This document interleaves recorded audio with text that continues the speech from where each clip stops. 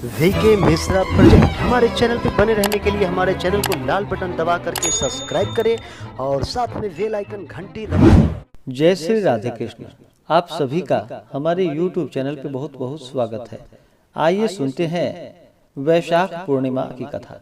जो भी भक्त सच्ची श्रद्धा के साथ प्रत्येक पूर्णिमा तिथि के दिन व्रत को धारण करते हैं, इस दिन भगवान शिव, माता पार्वती, भगवान विष्णु, माता लक्ष्मी का पूजन करते हैं, भगवान सत्यनारायण का पूजन करते हैं, कथा श्रवण करते हैं, मंदिरों में, तीर्थों में आदि जगहों पर दीप आदि का दान करते हैं, अपने पितरों के निमित्त दान आदि का कार्य करते हैं और खासकर वैशाख पूर्णिमा तिथि के दिन, जो कि इस दिन धर्मराज के निमित्त व्रत को धारण किया जाता है और इस दिन इनके निमित्त जो कि जल से भरा हुआ नया घड़ा आदि का दान करना चाहिए। इससे स्वर्ण कलश दान के समान पुण्य फलों की प्राप्ति होती है और अकाल मृत्यु का भय नहीं होता है तथा सभी प्रकार के सुख और समृद्धि की प्राप्ति होती है। तो आइए सुनते हैं वैशाख पूर्णिमा की कथा।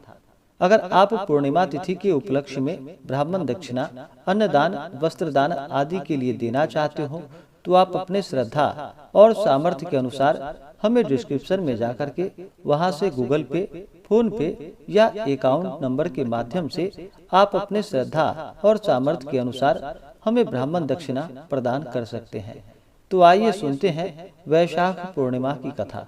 तो बोलिए प्रेम से भगवान भोलेनाथ की जय, माता पार्वती की जय, भगवान विष्णु की जय, माता लक्ष्मी की जय, सर्वदेवी देवता की जय। द्वापर युग में कि मैया यशोदा ने भगवान श्री कृष्ण से कहा कि हे कृष्ण, तुम सारे संसार के उत्पन्न करता, पोषक तथा उसके संहार करता हो। आज कोई ऐसा व्रत मुझे कहो जिसके करने से मृत्यु लोक में स्त्रियों को विधवा होने का भय न रहे तथा यह व्रत सभी मनुष्यों की मनोकामनाएं पूर्ण करने वाला हो। तब भगवान श्री कृष्ण कहने लगे कि हे माता, आपने बड़ा ही सुंदर प्रश्न किया है। मैं आपसे ऐसे ही व्रत को सविस्तार कहूँगा। सौभाग्य की प्राप्ति के लिए स्त्रियों को 32 पूर्णमासियों का व्रत करना चाहिए। इस व्रत के करने से स्त्रियों को सौभाग्य, संपत्ति मिलती है। यह व्रत अचल सौभाग्य को देने वाली एवं भगवान शिव के प्रति मनुष्य मात्र की भक्ति को बढ़ाने वाला है। यशोदा माता ने कहा कि हे कृष्ण, सर्वप्रथम इस व्रत को मृत्यु लोक में किसने किया था, इसके विषय में मुझे सविस्तार कहो।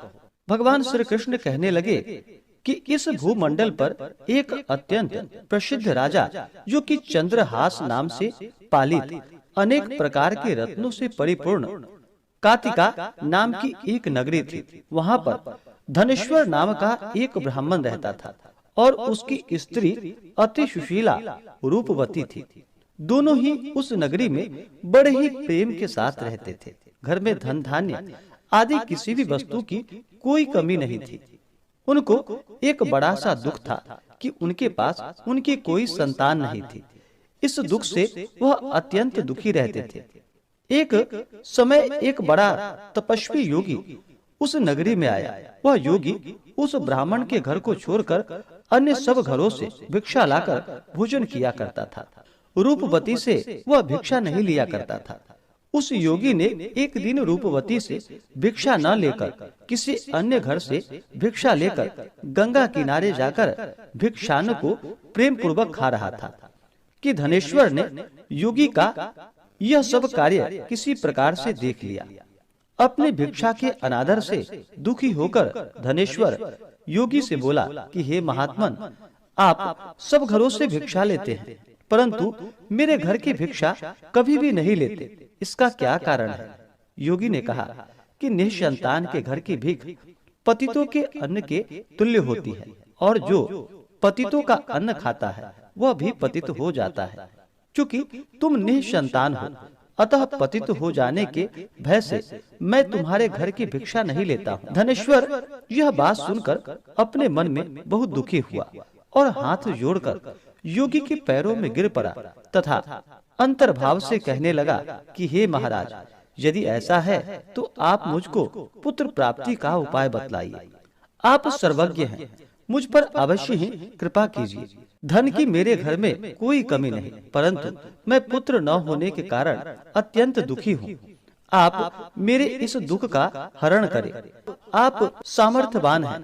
यह सुनकर योगी कहने लगे कि हे ब्राह्मण, तुम चंडी की आराधना करो। घर आकर उसने अपने स्त्री से सब वृतांत कहा और स्वयं तप के निमित्त वन में चला गया। वन में जाकर उसने चंडी देवी की उपासना की और उपवास किया। चंडी ने 16वें दिन उसको स्वप्न में दर्शन दिया और कहा कि हे धनेश्वर, जा, तेरा पुत्र होगा, परंतु वह 16 वर्ष की आयु में ही मृत्यु को प्राप्त हो जाएगा। यदि तुम दोनों स्त्री पुरुष 32 पूर्णमासियों का व्रत विधि पूर्वक करोगे तो वह दीर्घायु होगा। जितनी तुम्हारी सामर्थ्य हो आटे के दिए बनाकर शिव जी का पूजन करना, परंतु पूर्णमासी को 32 जो जानी चाहिए। प्रातः काल होने पर इस स्थान के समीप ही तुम्हें एक आम का वृक्ष दिखाई देगा। उस पर तुम चढ़कर एक फल तोड़कर शीघ्र अपने घर चले जाना। अपनी स्त्री से सब वृतांत कहना। ऋतु स्नान के पश्चात वह स्वच्छ होकर भगवान शंकर जी का ध्यान करके उस फल को खा लेगी। तब शंकर भगवान की कृपा से उसको गर्भ हो जाएगा। जब वह ब्राह्मण प्रातः काल उठा तो उसने उस स्थान के पास ही एक आम का वृक्ष देखा, जिस पर एक अत्यंत सुंदर आम का फल लगा हुआ था। उस ब्राह्मण ने उस आम के वृक्ष पे चढ़कर उस फल को तोड़ने का प्रयत्न किया, परंतु वृक्ष पर कई बार प्रयत्न करने पर भी वह न चढ़ पाया।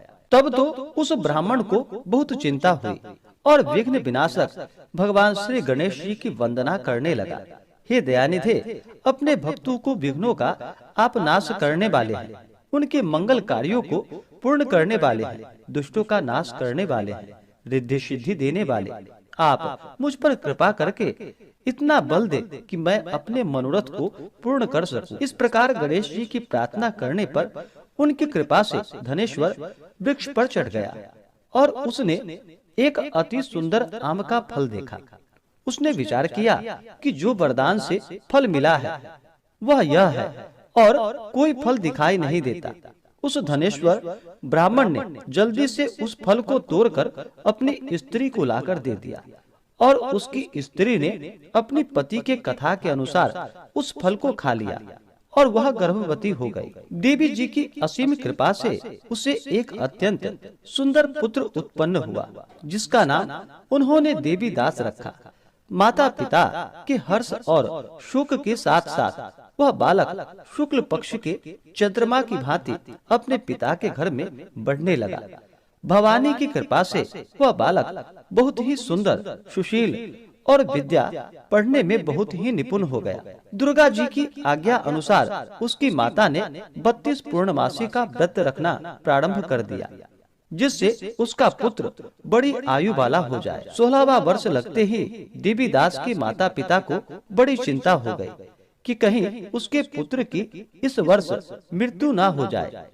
इसलिए उन्होंने अपने मन में विचार किया कि यदि यह दुर्घटना उसके सामने हो गई तो वह कैसे सहन करेगा। अस्तु उन्होंने देवी दास के मामा को बुलवाया और कहा कि हमारी इच्छा है कि देवी दास 1 वर्ष तक काशी में जाकर विद्या अध्ययन करे और उसको अकेला भी नहीं छोड़ना चाहिए। इसलिए साथ में तुम चले जाओ और 1 वर्ष के पश्चात इसको वापस लौटा लाना।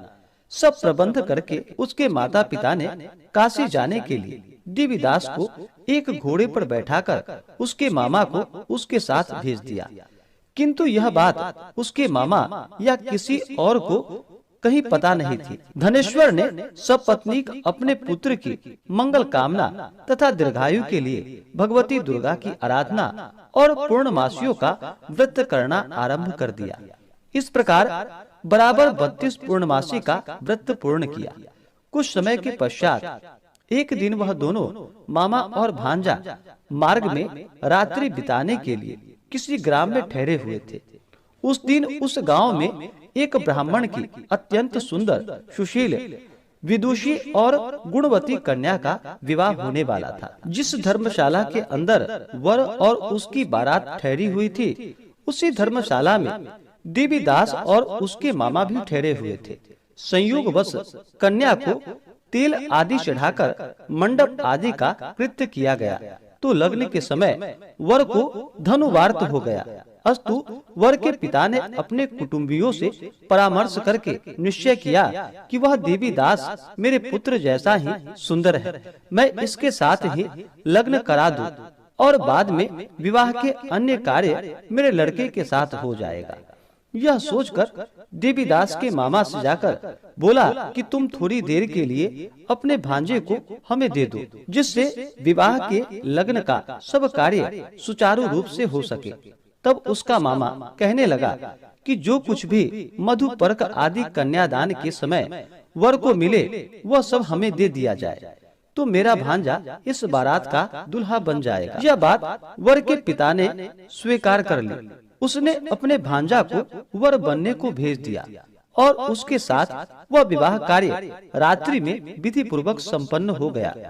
पत्नी के साथ वह भोजन न कर सका और अपने मन में सोचने लगा, न जाने यह कैसे स्त्री होगी।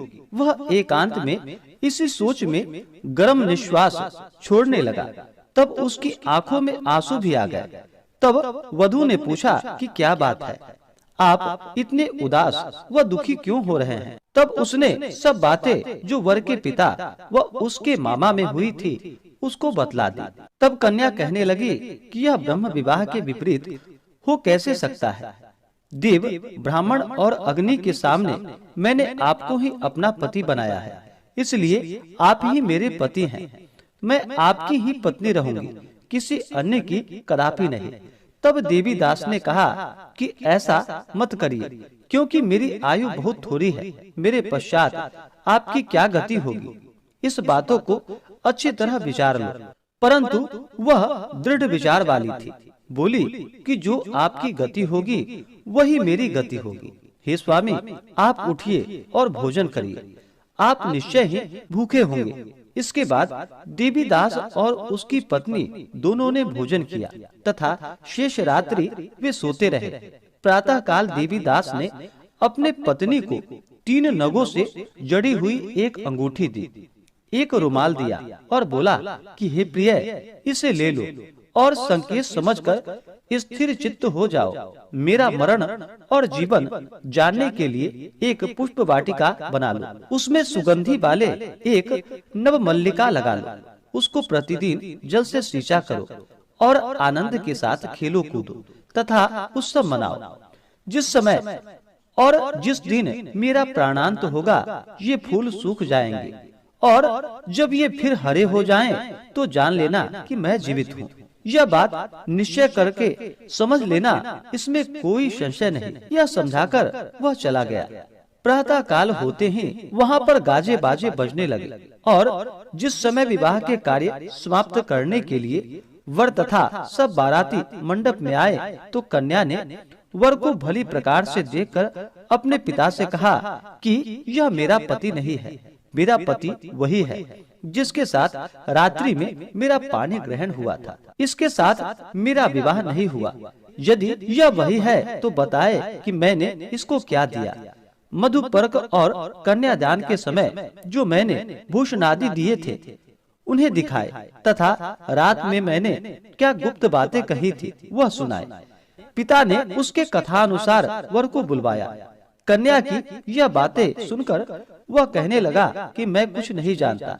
इसके पश्चात लज्जित होकर वह अपना सा मुंह लेकर वहां से चला गया और सारी बारात भी अपमानित होकर वहां से लौट गई। भगवान श्री कृष्ण बोले कि हे माता, इस प्रकार देवीदास काशी विद्या अध्ययन के लिए चला गया।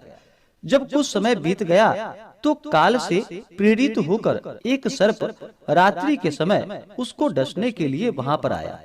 उस विषधर के प्रभाव से उसके शयन का स्थान चारों ओर से विष की ज्वाला से विषैली हो गई, परंतु वृत्रराज के प्रभाव से उसको काट नहीं पाया, क्योंकि पहले ही उसकी माता ने 32 पूर्णमासी का व्रत कर रखा था।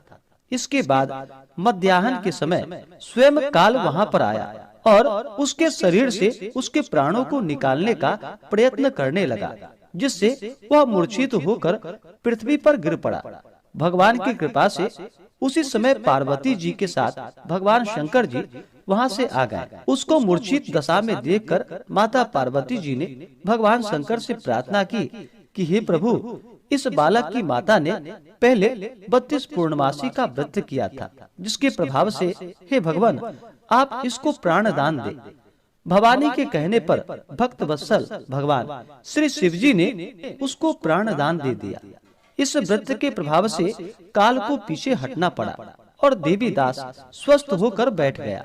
उधर उसकी स्त्री उसके काल की प्रतीक्षा किया करती थी। जब उसने देखा कि उस पुष्प वाटिका में पत्र पुष्प कुछ भी नहीं रहे, तो उसको अत्यंत आश्चर्य हुआ और जब वह वैसे ही हरी भरी हो गई तो वह जान गई कि वह जीवित हो गए हैं। यह देखकर बहुत प्रसन्न मन से अपने पिता से कहने लगी कि पिताजी, मेरे पति जीवित हैं, आप उनको ढूंढिए।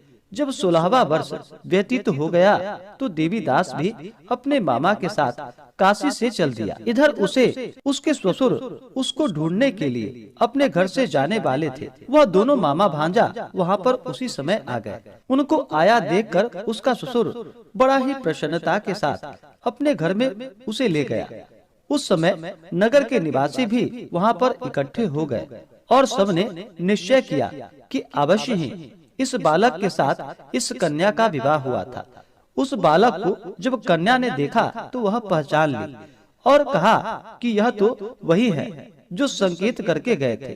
तदुपरांत सभी कहने लगे कि भला हुआ जो यह आ गया, और सब नगरवासी ने आनंद मनाया। कुछ दिन के बाद देवीदास अपनी पत्नी और मामा के साथ अपने ससुर के घर से बहुत सा उपहार आदि लेकर अपने घर के लिए प्रस्थान किया।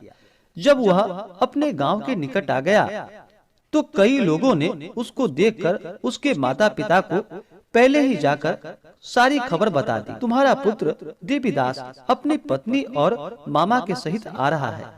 ऐसा समाचार सुनकर पहले तो उन्हें विश्वास ही नहीं हुआ, किंतु जब और लोगों ने भी आकर उनकी बात का समर्थन किया तो उनको बड़ा आश्चर्य हुआ। लेकिन थोड़ी देर में ही देवीदास ने आकर अपने माता पिता के चरणों में अपना सिर रखकर उन्हें प्रणाम किया और उसकी पत्नी ने अपने सास व ससुर के चरणों को स्पर्श किए तो माता पिता ने अपने पुत्र और पुत्र वधू को अपने हृदय से लगा लिया और दोनों की आंखों में प्रेमाश्रु बहने लगे। अपने पुत्र और पुत्र वधू के आने की खुशी में धनेश्वर ने बड़ी भारी उत्सव किया और ब्राह्मणों को भी बहुत सी दान और दक्षिणा देकर ब्राह्मणों को संतुष्ट व उन्हें प्रसन्न किया। भगवान श्री कृष्ण जी कहने लगे कि इस प्रकार धनेश्वर 32 पूर्णमासियों के व्रत के प्रभाव से पुत्रवान हो गया। जो भी स्त्रियां इस व्रत को करती हैं वे जन्म जन्मांतर में वैधव्य का दुख नहीं भोगती और सदैव सौभाग्यवती रहती हैं। यह मेरा वचन है, इसमें कोई भी संदेह नहीं है। यह व्रत पुत्र पौत्रों को देने वाला तथा संपूर्ण मनोकामनाओं को पूर्ण करने वाला है। 32 पूर्णमासियों के व्रत करने से व्रती की सभी इच्छाएं भगवान शिव जी की कृपा से पूर्ण हो जाती हैं। तो बोलिए प्रेम से भगवान श्री कृष्ण की जय, लक्ष्मी नारायण भगवान की जय, भगवान भोलेनाथ की जय, माता पार्वती की जय, सर्व देवी देवता की जय। इसी प्रकार से जो भी भक्त सच्ची श्रद्धा के साथ नियम और निष्ठा के साथ पूर्णिमा तिथि के दिन व्रत रखते हैं, उनके सभी प्रकार के दुख और कष्ट दूर हो जाते हैं तथा सुख समृद्धि की प्राप्ति होती है। तो आशा करता हूँ कि यह जानकारी आपको अच्छा लगा हो। ऐसे ही ज्ञानवर्धक जानकारियाँ प्राप्त करने के लिए हमारे इस चैनल पे अगर आप नए हैं तो चैनल को लाल बटन दबा करके सब्सक्राइब करें, साथ में बेल आइकन घंटी को दबाएं ताकि मेरे वीडियो का नोटिफिकेशन आपको समय से मिलता रहे। वीडियो को लाइक करें, शेयर करें, सुखी रहें और स्वस्थ रहें। जय श्री राधे कृष्ण। धन्यवाद।